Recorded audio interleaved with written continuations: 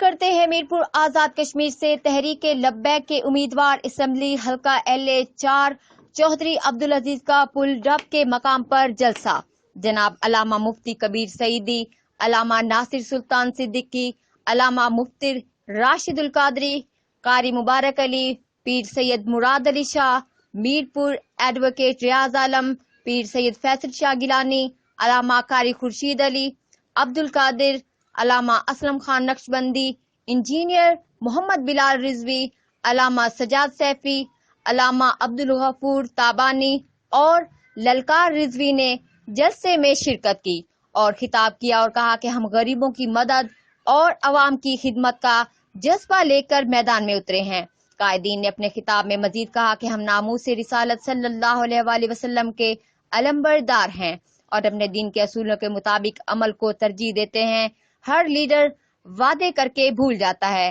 ہم انشاءاللہ اپنا ہر وعدہ پورا کریں گے اور عوام کو ان کا حق دلوائیں گے۔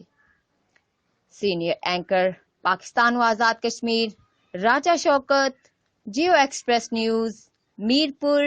آزاد کشمیر۔